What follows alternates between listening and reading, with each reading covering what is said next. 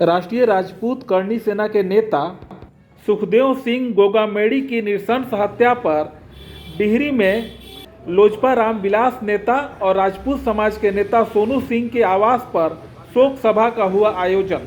इस अवसर पर सोनू सिंह के अलावा समाज सेवी बालाजी और राजपूत समाज के अन्य लोग मौजूद रहे थे। अपराधियों ने नृशंस हत्या कर दी। हमारे क्षत्रिय समाज के एक बहुत बड़े धरोहर, बहुत बड़े पुरोधा थे गोगामेड़ी जी, और जिस कायरतापूर्ण तरीके से उनकी हत्या की गई और समाचार मिलने के बाद लगा जैसे भरी दोपहरी में शाम हुई।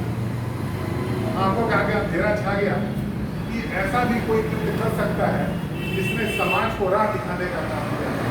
आज हम याद में ये श्रद्धांजलि सभा का आयोजन कर रखे हैं सोनू सिंह के आवास पे, और तमाम राजपूत करनी सेना, राजपूत समाज के लोग, हमारे क्षत्रिय समाज के लोग इनके दुख से, इनके हत्या से मर्माहत हैं और सरकार से ये मांग करते हैं कि इनके परिजनों को तो सुरक्षा दी ही जाए, साथ ही राजपूत करनी सेना ने जो भी मांगे मांगी है उसकी और अविलंब हत्यारों को पकड़ के फांसी की सजा दी जाए।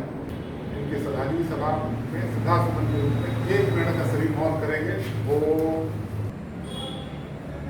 नमस्कार, मेरे साथ में क्षत्रिय समाज के नेता सोनू सिंह हैं और जैसा कि आप लोगों को मालूम है कि कल राजस्थान में सुखदेव सिंह गोगामेड़ी की गोली मार करके हत्या हुई है। सुखदेव सिंह जी की जो हत्या हुई है उस पर क्या कहेंगे आप?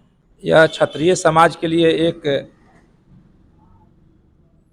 आहत होने की खबर जब कल आई, जो राष्ट्रीय राजपूत करनी सेना के अध्यक्ष सुखदेव सिंह गोगामेड़ी जी की निर्मम हत्या कर दी गई, यह पूरे क्षत्रिय समाज के लिए एक गंभीर विषय है। और हम लोग पूरा क्षत्रिय समाज उनके परिवार के साथ खड़ा है और हम लोग पूरा समाज उनको श्रद्धांजलि अर्पित करते हुए उनकी आत्मा के शांति के लिए हम लोग ईश्वर से प्रार्थना करते हैं। साथ साथ जो गोगामेड़ी जी की एक बात हमें याद है, उन्होंने हमारे समाज को एक संदेश दिया कि ठाकुरों एक साथ रहो मिलकर, तो आपको जाएंगे तो ठाकुर साहब सलाम कहेंगे। अगर एक मिलकर नहीं रहोगे तो तुमको कोई पूछने वाला नहीं मिलेगा। उन्होंने एक संदेश दिया जो हमारे समाज को एकजुटता के साथ रखने का वह कार्य कर रहे थे। किसी को उनकी कार्य से वह नहीं चाहते थे कि ठाकुर एकजुट करने का वह प्रयास उनका सार्थक हो रहा था न हो, उसी में उनकी हत्या कर दी गई। यह बहुत ही हमारे समाज के लिए दुखद और विचारणीय विषय है। इस पर सरकार को सोचना चाहिए और जो करनी सेना की मांग है उनकी मांगों को पूर्ण करना चाहिए। जो हत्यारे हैं उनकी फांसी की सजा होनी चाहिए। क्या उनकी हत्या के पीछे कोई राजनीतिक कारण है? लगता तो ही है, राजनीतिक कारण ही लगता है, क्योंकि वह अपने समाज को एकजुटता करने का कार्य कर रहे थे, वह अपने समाज को मजबूत करने का कार्य कर रहे थे। कुछ लोगों को वह नहीं चाहते थे कि समाज को एकजुट करने का वह कार्य करें।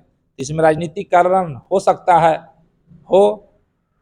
राजस्थान में अभी बीजेपी चुनाव जीती है, तो कहीं ये उसके चलते तो नहीं का हत्या हुआ है?